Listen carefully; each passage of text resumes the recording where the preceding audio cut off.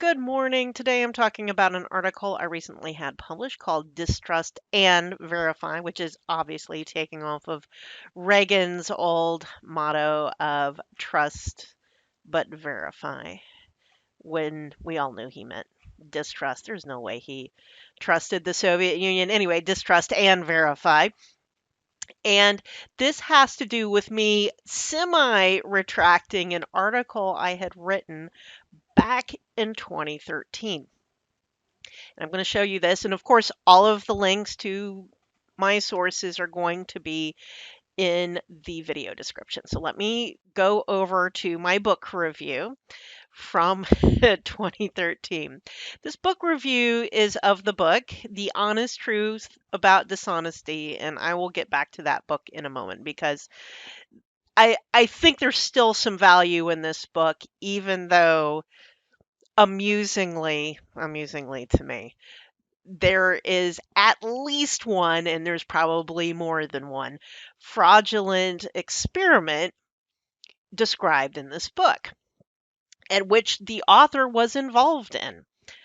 And let me describe the experiment because it was in my original review.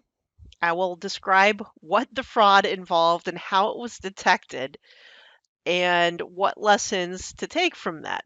So I'm going to just read it off of my review. So this is from Dan Ariely, who is kind of this, I think, psychologist. A lot of his original experimentation was around the problem of pain and pain management that came out of his own experience. He had been involved in an accident where he had massive um, burns on himself, and you can see the scarring still to this day on his face. There was some kind of accident, and he had a long process to heal. And of course, in trying to heal from all of these burns, there's a lot of painful healing involved, especially having to grow new skin and that sort of thing. And that had led him to the idea of experimentation on how to improve the healing process, reduce the pain to the patients, if at all possible, and how to get optimal results. And that's led to a whole series of experiments of challenging certain kinds of assumptions in terms of rationality. Uh, and he's pushed boundaries in various directions. I think some of this has been useful, but we'll get back to this in a moment. Here's the setup. So Dan Ariely used an experimental example in insurance. So like many forms, especially tax forms, one generally fills out an insurance application, and then at the end of the application, you sign a statement attesting all the information you put in above was truthful. So Dan Ariely wanted to check the effect of having people to sign an attestation before you fill in the application as opposed to at the end. So specifically, he looked at the part of the self-reporting miles driven per year, as more miles driven results in higher premiums usually, and I'm going to say usually. So the result from this experiment, those with the form with the attestation at the top reported on average 2,400 fewer miles driven. Wait, okay, I think I even got this number wrong. 2,400 fewer or more miles driven than those who had the attestation in the standard place at the bottom. So a 9% reduction, which reflects the marginal aspect of normal cheating. In any case, read the book to find out what the insurance company did with these results. You will likely not be surprised. And basically, the insurance company did nothing with the results. Okay, which actually should have been a flag to me at the time. What happened was this with this experiment. Other people have tried to replicate the results of their experiment. This is not unique to this set of experiments, but just a whole slew of experiments, there is something called the replication crisis. A lot of, especially in psychology, there have been, statistically significant results, and and often it's, say, a certain researcher or set of researchers keep getting the same results for whatever effect it is they're looking for, but no other researchers are able to get that result when they run similar experiments. Okay, and they can't replicate it. um, I will get back to this in a moment. So in this case, and I didn't have this at the time I wrote the article, the other researchers got, and it wasn't only Dan Ariely, he had, like two or three other researchers on this paper, got the researchers to release the underlying data set for the analysis, because others were not able to replicate the result. And they were concerned either maybe the statistical analysis wasn't done correctly or something was up. And this site, Data Colada, actually looked at the data and some weird stuff ensued. And so they actually went into, I don't know, I think it was a comma separated. No, actually, it can't have been a comma separated values file. It had to have been an Excel file, and we'll see why in a moment. Um, anyway, what we see in this graph here is what real data look like. This is actually from a United Kingdom data set, Department of Transportation, distribution of annual miles driven. I don't know how they got this mileage. Okay, so this is something I don't know, like how they registered. Maybe they get odometer readings somehow, to get this histogram of number of miles driven. It seems about right. It's not a normal distribution. That's not what we expect. It's kind of a fat tail. Some people drive a lot of miles, but it's heaped kind of around a central tendency. There's going to be a difference by the age of vehicle. Obviously, there's not as many very old vehicles, so the 20 years is very small. And then you can also notice there is a difference in the average number of miles driven. Like the older cars, you'll see you have a lot of the older cars are driven fewer miles. So maybe that's older people with older cars. That's something to think about. But you kind of have the central tendency, and that's the kind of thing. Well, if you actually did a histogram of the cars in the data set, it looked like a pretty uniform histogram. What the heck is going on? They have these four cars. And I'm like, what is this? This is really weird. Um, it looked like somebody used the rand between, and it's just very bizarre because evidently there's a sharp cliff at 50,000 miles.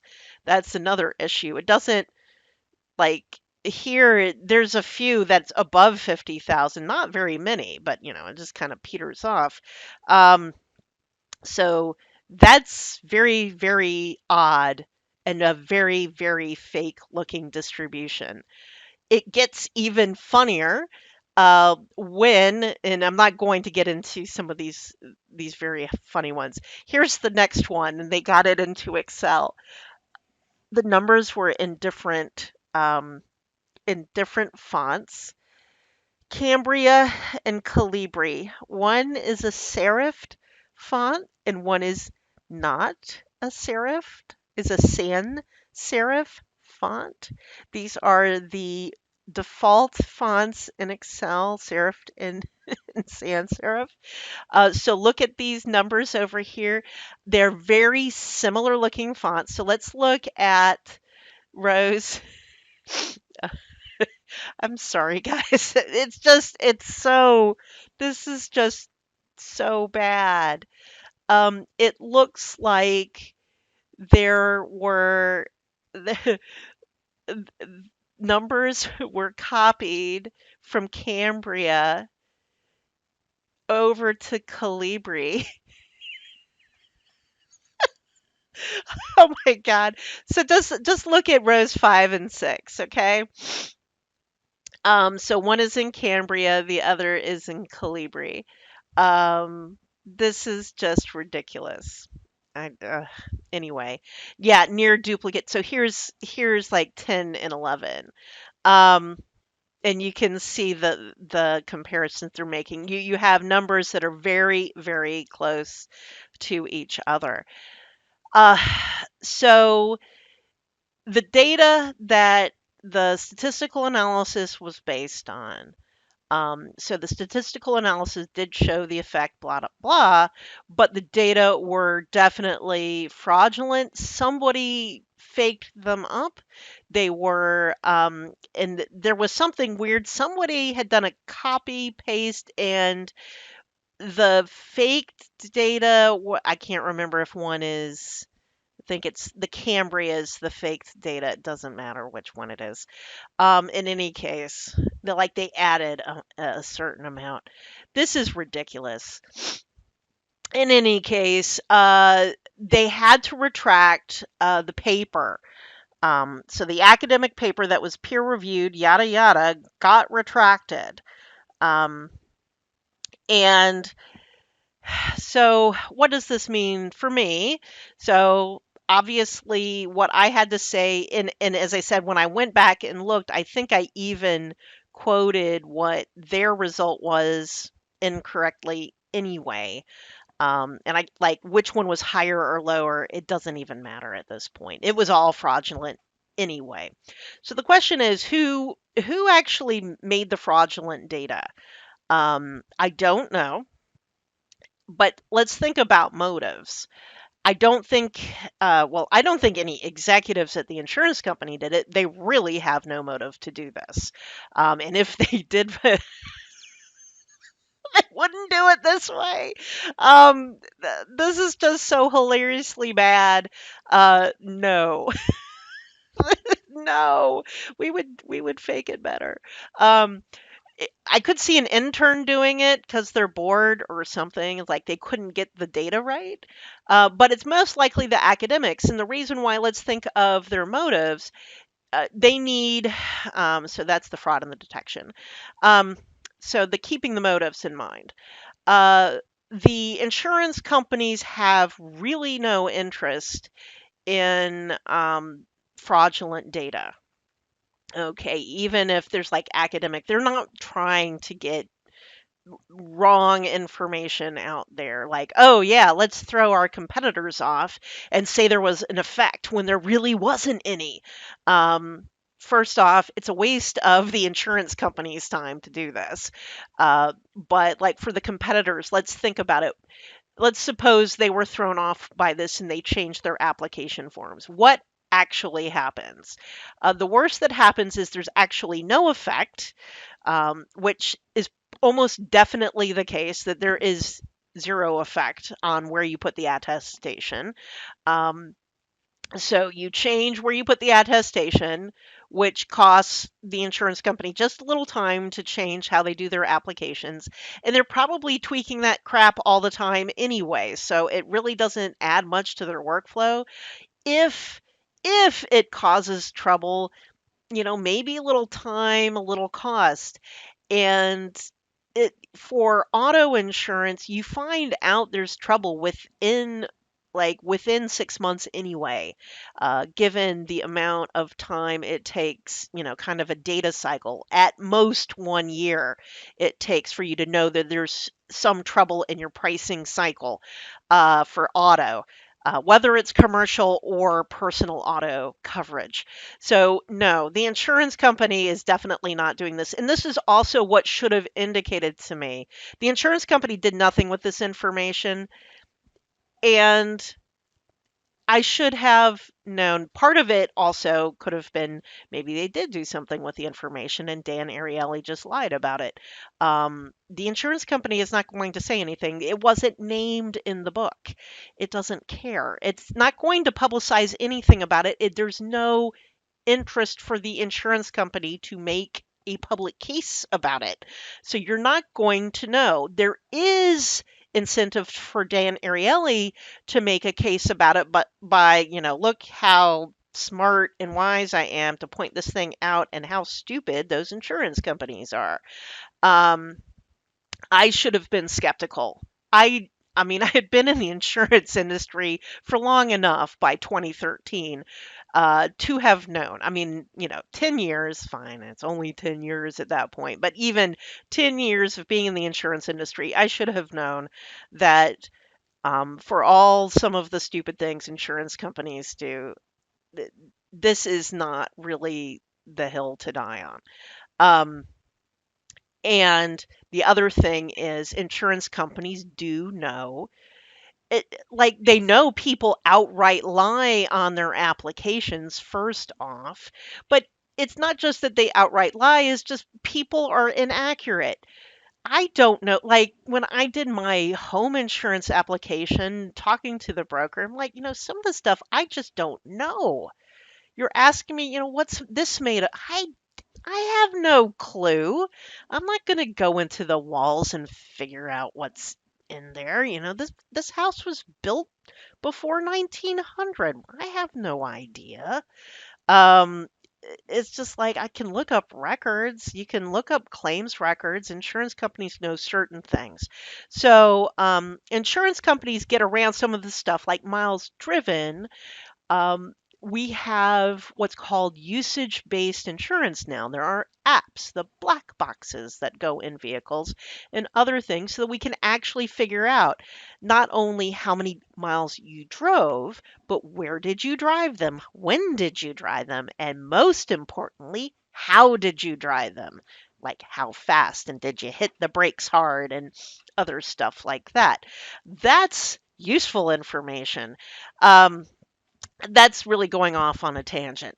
Uh, so, what are the motives for on the insurance side? Not really much for us to lie about the data, but on the academic side, there's a lot of motive to fake research, and unfortunately, and it's not just about Dan Ariely, and I don't know which of the researchers, all of them, one of them, could be Ariely, could be somebody else, don't know, don't care who did it. That's their problem, and I don't even know what, if any, repercussions other than they had to retract the paper. So far, the people who have tenure, they still have tenure, as far as I know.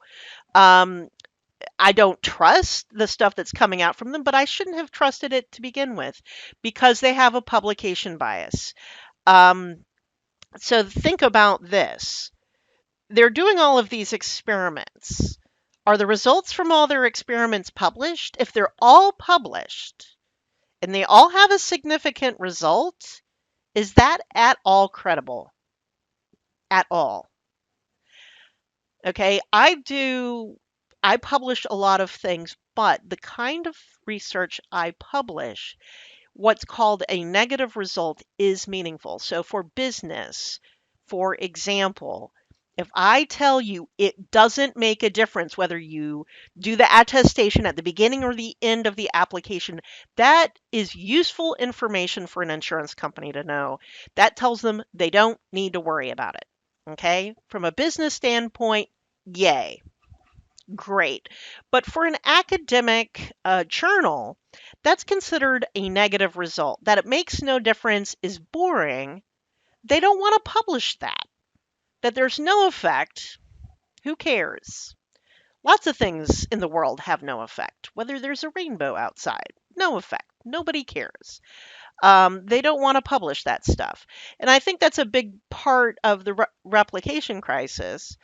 So, in actually, in many respects, business research is more honest.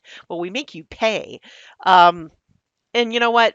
This video is long enough at this point. I can get into, my own experience, business research versus academic research, and my perspectives on that. Um, but this is one of the things, especially over the last couple of years, in terms of data I trust and data I think about. I've not had to worry too much about fake data. I have had to worry about just total crap data analysis in general. But in usually in the kinds of stuff I'm looking at, I don't have to worry about totally fraudulent data. But evidently, in the academic sphere, that's something you have to worry about because you can't publish a negative result, that is, a result that says there's no effect, there's no statistically significant anything. You can't do that in academia. Okay. So that provides an incentive for them to basically fake the data to get that statistically significant result. In business, I really don't have that incentive. I have an incentive to provide you with an accurate result because good information, good actionable information, and telling you that there is or is not a significant connection, that's meaningful. Okay. Especially if I tell you there's no significant connection and you think there is, that is meaningful information to an audience. And I have definitely conveyed that message several times in insurance over several different topics. And that is useful to know. So, something to think about. I'll dump those dump those links in.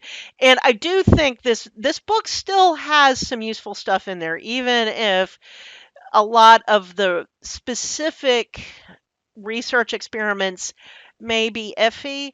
The main point about this book is nobody cheats, lies, deceives, etc. optimally.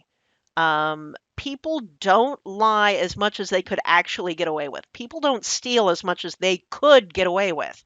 And you need to think about why that might be. So, in this case, yeah, they lied about the data. And what's interesting to me is this was faked data, and they were convinced to release the data that underlie.